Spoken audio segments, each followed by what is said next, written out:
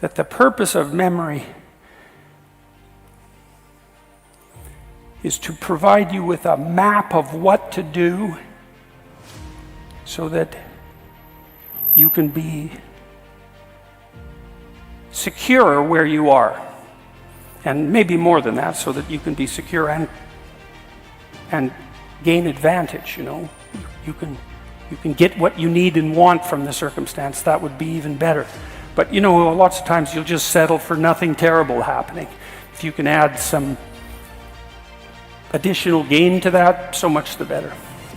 You know, maybe you learn that nothing happens to you in the playground that's upsetting, or maybe you learn that it's a great place to make friends, and that's even better. And then part of exploring the playground would be going out to make friends, and hopefully your mother, in some sense, is somewhat hands-off about that, so that you can bang yourself up against the world a bit and learn what you need to learn about how to negotiate friendships. Now, let's go back to this guy who's having murderous fantasies. Now, he's humiliated in high school. So you ask yourself, why? Well, there's a pretty good literature on bullying, and generally, bullies poke at all sorts of people, and they start with little pokes, and if they can get a response that's gratifying to their desire to shame, then they'll keep attacking. But they start off small, and not everybody gets bullied. Most people get bullied some when they're kids, but some people are targeted fairly frequently, and they're people who tend to react in the manner the bully wants. And perhaps there are also people who don't defend themselves very well when the first pokes occur. You know, they don't have a quick word in response. They won't stand up for themselves. They retreat. They get over emotional. So then you might ask yourself, well, why would that be? Well, if your mother is operating properly in the playground, she's there when you run back and you need her. She's not there behind you when you don't need her, making sure nothing bad happens to you. And, well, why? Well, because bad things are going to happen to you, and what you need to learn is how to deal with that on your own. That's the best protection your mother can provide in the final analysis, is to allow you to be challenged, to build competence. And that takes a fair bit of forbearance on her part. Right? She has to be willing to let you go out there and make mistakes. I remember when my daughter was learning, I bought her these monkey bars. Climb up a ladder, across a ladder, down a ladder. It was pretty high. It was about 8 feet, I think. She was about 3. She was out in the backyard learning to climb up these monkey bars. It was really interesting to watch her. She'd lift her foot up and lift it up a little higher, lift it up a little higher, and then she'd put her foot on the first rung and put a little weight on it, and then repeat that. Then she'd go up to the first rung, and then she did that with the second rung, like just trial and error, right? A little foray, a little foray, a little foray, mastery, and then a little higher and a little higher. It was a fairly high monkey bar for such a little kid, but we were watching her, and she was doing a good job. We just let her be. And you know, maybe she falls off the monkey bars when she gets to the top and breaks her arm. And then aren't you a terrible parent? And the answer to that is maybe. And maybe not too. You know, because getting that line between protection and overprotection right, that's tough. So now I'll tell you a little story that you all know. So I'm sure most of you have seen the Disney film Sleeping Beauty. And it's a very interesting film, very interesting story. So the way the story sets itself up at the beginning is there's a king and a queen, father and a mother, let's say. And they're older. They haven't had any kids. So they're older parents. And they really want a child because they're older parents and they haven't been able to have any kids. And so finally, they have a daughter. They call her Aurora. And they're pretty thrilled about it, and the whole kingdom has a celebration, and it's christening day, and they invite everyone in the kingdom to come, except Maleficent, which is an interesting word because she's an evil queen, but Maleficent means malevolent, right? She's not only that she's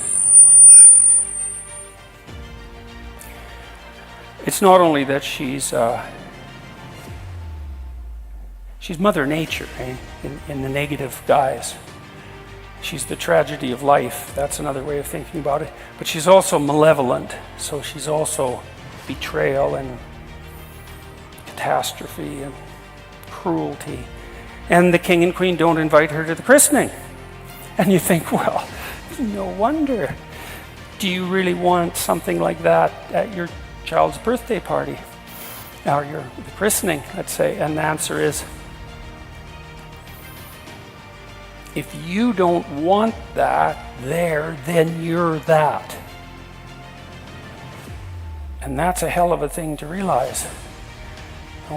Because if you don't allow your child to encounter what's negative about the world in measured doses, and even what's malevolent about the world, then they don't learn how to weave their way around that or to cope with it. Both of those are important. And then they're laid open to it, and then that's on you. And you're doing it because you don't want any of that in your child's life. You don't want any tragedy, you don't want any malevolence, which is why they don't invite her to the evil queen to the wedding. And then what happens later in the story, well, Maleficent says she's going to either kill Sleeping Beauty, and that's because people who aren't prepared are more likely to die, or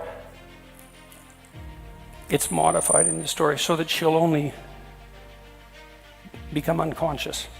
And what does that mean? Well, that's what happens, to people who can't cope with the catastrophe of the world, is that they are tempted by unconsciousness. Maybe they want to sleep all the time, they want to avoid, they're afraid to confront anything. Right? They want to shrink back instead of advancing forward. And to advance forward, in some sense, is to advance forward with full consciousness and courage, and to shrink back is to wish for unconsciousness and maybe even death. And so when Sleeping Beauty hits puberty, she falls in love instantly with some guy she meets in the forest, which is not really something to be recommended. And she falls too hard and too fast for anyone who's sensible, and then finds out that that's a love that's not meant to be, and she's so catastrophically destroyed by that Maleficent is able to entice her into unconsciousness. And so, and she's asleep. And she's asleep because the world's too much for her. She wants to be asleep. The rest of this story is about, it's Prince Philip, the hero, who confronts Maleficent, who transforms herself into a dragon and attempts to destroy him. And he confronts her successfully and hacks his way through all the thorns that she's put around the castle and wakes Sleeping Beauty up. And you can think about that in a sort of cynical way, that this poor unconscious girl needs the hero, who's a man, to save her from the catastrophe of nature and malevolence and tragedy. But you can also read it psychologically, and you can say that it's the awakening of the spirit of the hero and the conscious willingness to advance in the face of tragedy and malevolence that's the proper antidote to the desire for unconsciousness in the face of the vicissitudes of life. And you can also read it as a romance, because to some degree, women who have to take care of infants do depend on men to confront the world and protect them. But it's very nicely read as a psychological story as well, and it's accurate. Now, back to the man who wrote me about his fantasies.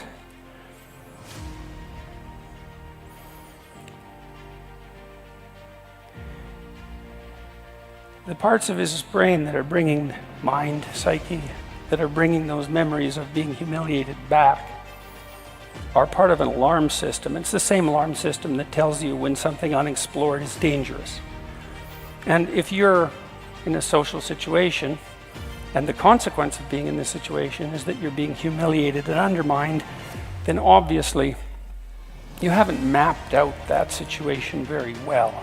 Now there might be all sorts of reasons, and some of them might not be your fault, but it doesn't really matter as far as these alarm systems are concerned, because all they're concerned about is the fact that you don't know what to do when you're in that situation, and that's not good for you, and you can't forget it. And the reason you can't forget it is, what if you're in that situation again? And so the alarm system says, well, what if you're in that situation again? What if you're in that situation again? What if you're in that situation again? Now, often traumatic memories are repetitive for people. They can't get them out of their minds, and then they try to avoid them, and that just makes it worse, because what you tell the alarm system when it rings the alarm, if you try to ignore it, is that the alarm is about something so terrifying that you won't even admit to the fact that there's an alarm. And so that just makes the alarm go off more. And so you try to avoid, and well, that doesn't work. That's something sort of akin to Freudian repression. And so what I recommended to this gentleman was that he write down all the times he was humiliated. Like, so you've got these memories that won't let you go, all these people who took advantage of you. What happened exactly? That's hard to figure out, right? And maybe now he's a little smarter than he was in high school, because maybe he's 4 years older. It's like, what exactly happened? Because the memory will be emotion laden, but there's a lot of detail around it that's really relevant. You know, and one of the things you can do when you confront a memory like that, which is to confront the terrible things that happened to you in the past, which is the same as confronting terrible things per se, is you can ask yourself, exactly what happened, and what part did I play, perhaps, and are there things that I could have done earlier or different, or is there some manner in which I set myself up for this? You know, and so I've had clients who were pretty seriously bullied at work, and we would go into it, and you know, as I said, it starts with a few pushes, and they don't respond, and then the pushes get a little harder, and they don't respond, the pushes get a little harder, and then it turns into something, well, maybe that's really, I mean, I had one client who was bullied into psychosis in high school. She was completely fractured by this person who decided to really do her in a seriously malevolent way, because she wouldn't go on a date with him. And she had no idea that that kind of malevolence existed, and so had been badly prepared in some sense to encounter someone like him. Now, if you're allowed to bump up against the rough edges of the world, the natural world and the social world, and if you have someone that you can communicate with, this probability is pretty high that you can learn incrementally how to map the world and your actions in it, so that the probability that you're going to be pathologically prone to catastrophe and betrayal is much reduced. You know, so I'll tell you a story about my mother. So one day I was out playing baseball in a abandoned lot, empty lot near my house, and my wife was there. We were only about 8 or 9, 10, something like that. I was there with some of my friends. One of them was a tough little guy. I was little too, but not as tough. And we were having an argument about something, and we were going to have a fight. And my mother walked by. And my mother's a pretty nice person, you know, and she had to learn late in life, to some degree, to stand up for herself when she went back into the workplace and had to confront some relatively intimidating and pushy men. And it was hard on her to do that. But she was no pushover, my mother, and she's a good person. And she walked by just as this fight was about to emerge. And I was not particularly confident of the probability of my uninjured victory in this fight. But I was a hell of a lot more afraid that my mother was going to come over and interfere. And she didn't. But she knew what was happening. She looked. I saw her look. I knew she knew. She knew I knew. And she walked on. And it's like, more power to her, you know. And because I was fortunate to have a mother like that, let's say, I got into enough of the sorts of scrapes that teach you how to avoid a certain amount of scrapes, and that worked out quite nicely. And that's meant my mother was willing to invite malevolence, invite the evil queen into my life, at least to some degree, you know, because she knew better than to assume that that could be just dispensed with.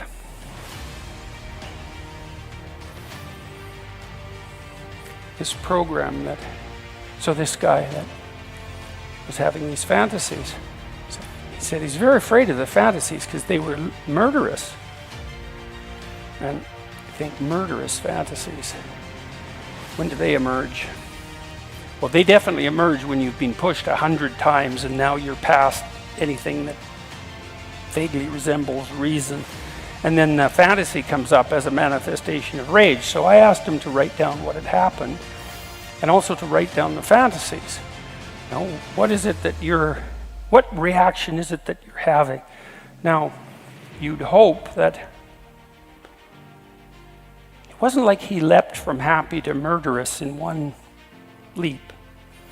He went through mildly irritated, extremely humiliated, continually humiliated, repeatedly continually humiliated, and then, well, even a few years later, into murderous rage.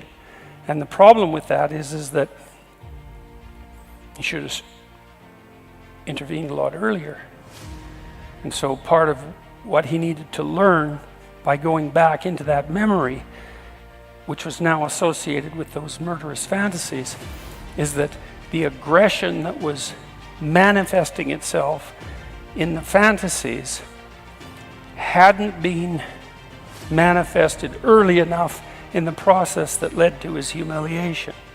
And so then you can imagine, well, why didn't he react to being bullied in a way that would have stopped it? And the answer to that might be, well, he didn't have the skill, he didn't have the physical prowess, or perhaps he was overprotected. I don't know, because I didn't know the story. But it doesn't make any difference, because what he needed to figure out was how to take that response and differentiate it into something that was reasonably skilled, so that the next time someone pulled a stunt that was like the stunts that led to his humiliation in high school, he was ready to act. And so you can think, if a memory that you have that's old, well, or a problem that's bothering you right now that won't let you go, you can look at your fantasies, because they'll often give you a clue as to what the appropriate response needs to be. Not that that's necessarily the response you have to manifest. And then the trick is to implement the response in a manner that stops you from falling into the same hole that you fell in many times before. These stories that the psychologist's students wrote about their past traumas were curative, because if they used words that indicated understanding, comprehension, etc., then they were remapping the territory that they hadn't mapped properly the first time they walked over it. And all of you is very much concerned with your stability and your safety from betrayal and malevolence, and the probability, the probability, that the necessity to avoid unnecessary tragedy. And so any past behavior that indicates that there's a hole in the map that you're using to orient yourself in the world lets all that terror shine through, and that's what the alarm is. And the reason it goes off is because it's saying to you, you have a map, it's got some bad holes, And the holes are places you probably are going to have to go again. And so if you go there again and the hole's still there, you're going to fall in the hole. And the last time you fell in the hole, it wasn't good for you, and so you should be alert to that. And so that's the reason that memories of that sort won't go away. It's actually a good thing, although it can be very bad if you don't know what to do about it. And it isn't merely a matter of expressing the emotion that's associated with the past catastrophe, because often that not only does that not help, it can actually make it worse, because the mere expression of your frustration, let's say if you were bullied in high school, doesn't stop you perhaps from still being the sort of person that might be bullied by your co-workers. And that's not a positive outcome by any stretch of the imagination. So this program we wrote, it's sort of like psychotherapy for free, essentially. It asks you to, and I used it on this client of mine who'd been bullied into a psychotic state when she was in high school. She could hardly even talk when she first came to see me, and she was hallucinating in all sorts of strange ways. She was really badly fractured by this person who tortured her 3/4 to death, and we went through her whole life. She could talk a little bit, and she could write a little bit, and I sat her behind my desk, my computer, and we opened this program. And what it does is it has you divide your life up into epochs, whatever you want. Maybe it's kindergarten, grade 1 to grade 3, grade 3 to grade 6. You know, you can do it numerically like that. You could do it by age. I had people who were more agreeable in temperament. They would divide their life up into relationships. That was really how they conceptualized the stages of their lives. Each relationship, you know, it depends on you. It doesn't really matter, however you conceptualize your life. And then the exercise has you walk through and describe significant events, positive and negative, to lay them out and then to analyze them. It's like, well, what did you do right that enabled the positive events to occur? And what did you do that you might be able to alter, or that you learned to alter later, or that you could alter now, that would help you avoid the negative events? So it's not merely the recounting of the negative, it's, in some sense, it's the extraction of the moral of the story. You know, there's this old idea, I'm sure you've heard me talk about it before, that dragons guard gold. It's a very strange idea, very old idea, treasure of one sort or another. That they threaten the city eternally, that's a dragon. And the city, in some sense, is the citadel of your memory, and the chaos that's outside of the citadel of your memory can always emerge to threaten the citadel, and that's the same story as the Garden of Eden and the snake. It's exactly the same idea. And if you confront the thing that threatens, then you can find the treasure. And you can use that to rebuild the citadel, but also to turn yourself into something that can confront the dragon. And that's the real treasure, right? Is to turn yourself into something that can and is willing to confront the dragon. And so, you know, I did a lot of work with people in my clinical practice on assertiveness therapy and assertiveness training, and these are often for people who are very agreeable, and they're more likely to be bullied.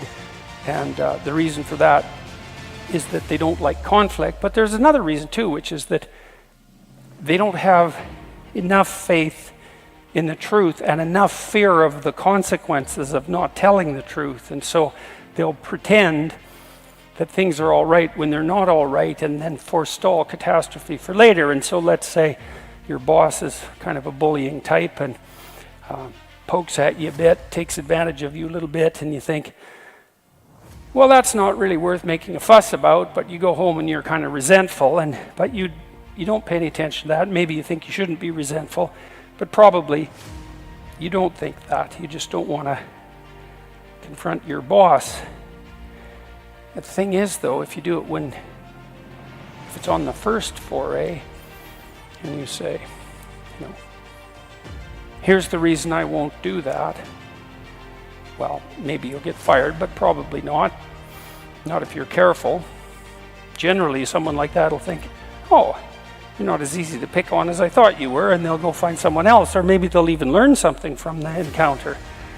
And that takes a fair bit of courage, and that's part of that confrontation that we just described, is that you're resentful because you've been taken advantage of and you have something to say, and so you need to say it. And when I was doing assertiveness training with my clients, I often talked to them about the resentment.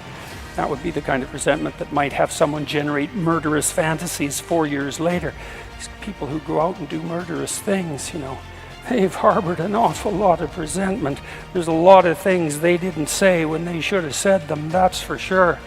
And so, and if you let the people around you who you love hypothetically take advantage of you, then you're going to harbor resentment, and that's going to come out in all sorts of ways that are really not positive in the least for you or for them.